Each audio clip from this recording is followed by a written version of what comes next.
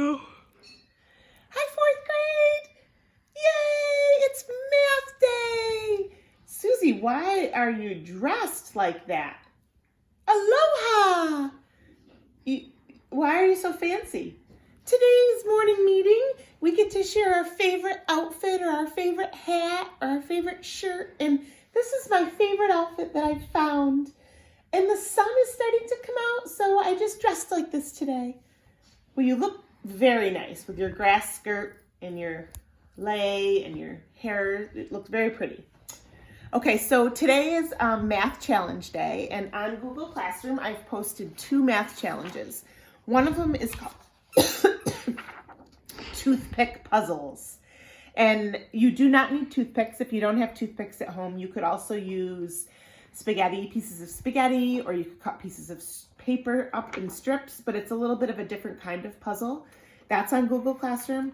And then I also have another logic puzzle called Movie Night Challenge, and it's a little bit different. You'll see when you start to fill it in that you're gonna need to use pencil, because even when I did it, I had to erase and move things around. So these are the 2 on Google Classroom, and I will try to share the answers on Friday when Susie and I come back with a science experiment. Okay, so I do have a book to read today. It's called Goldilocks and the 3 Dinosaurs by Mo Willems. He's one of my favorite authors. Once upon a time, there were 3 dinosaurs: Papa Dinosaur, Mama Dinosaur, and some other dinosaur who happened to be visiting from Norway. Home, sweet dinosaur home.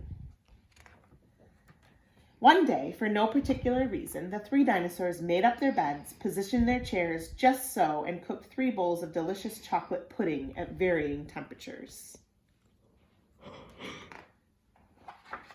"Oh boy," said Papa Dinosaur in his loud, booming voice, "it is finally time to leave and go to the, someplace else." "Yes," continued Mama Dinosaur, "I sure hope no innocent little succulent child happens to be in our unlocked home while we're, someplace else." Then the other dinosaur made a loud noise that sounded like a big evil laugh, but was probably just a polite Norwegian expression. The 3 dinosaurs went someplace else and were definitely not hiding in the woods, waiting for an unsuspecting kid to come by. Wink, wink. Sure enough, 5 minutes later, a poorly supervised little girl named Goldilocks came traipsing along. Just then, the forest boomed with what could have been a dinosaur yelling, "Gotcha!" But I'm pretty sure it was just the wind. The loud noise was immediately followed by another loud noise that sounded kind of like, "Be patient, Papa Dinosaur, the trap is not yet sprung." But that could have been a rock falling, or a squirrel. And then it says, "0.2 miles, very nice house, getting closer."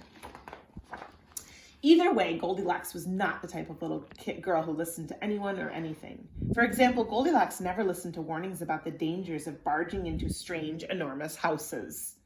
So as soon as Goldilocks came across a strange, enormous house, she barged right in. It says, "Welcome."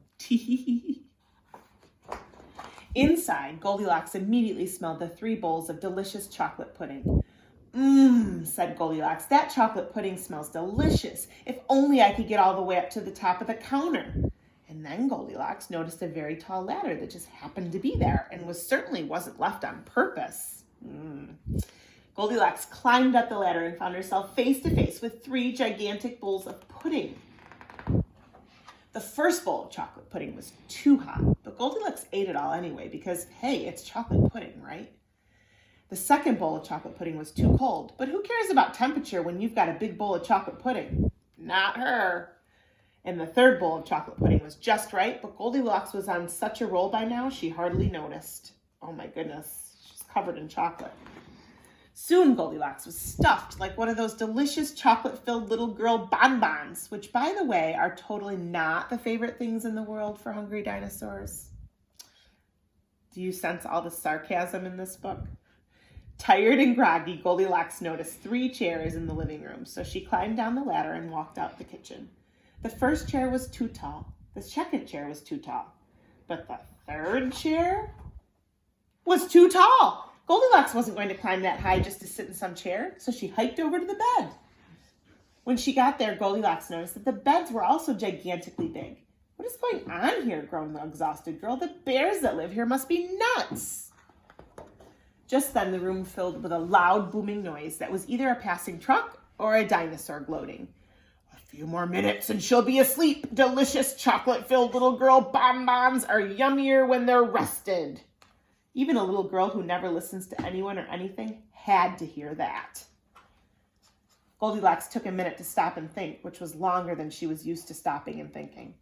Hey, she told herself, this isn't some bear's house. This is some dinosaur's house. Say what you like about Goldilocks, but she was no fool. As quickly as she could, she ran to the back door and got out of there. Just then, a loud plane flew by, which sounded pretty much like a trio of dinosaurs yelling, "Now!" or "Charge!" or the Norwegian expression for "Chewy bonbon time!" Suddenly and completely coincidentally, the three dinosaurs rushed through the front door. But they were too late. Goldilocks was gone, and all that was left in the house were three disappointed dinosaurs. And the moral is, if you ever find yourself in the wrong story, leave. That's funny. Elise and Kinley gave me that book too. They give me lots of books to read. And if you didn't check it out, they did a YouTube video last week where they were reading a book with their own special friend. It's actually Susie's friend. So Susie, you'll see everybody at morning meeting today, and then we'll see you on Friday with your science experiment. Yes, I did one last week, but something happened and it wouldn't upload. I know, that was frustrating, and then we accidentally deleted it. So we'll do it better this week. Do you have a hint about what it is? We're gonna make rainbows. Ooh, Susie, I'm excited. You look like a rainbow yourself. All right, say goodbye. Bye.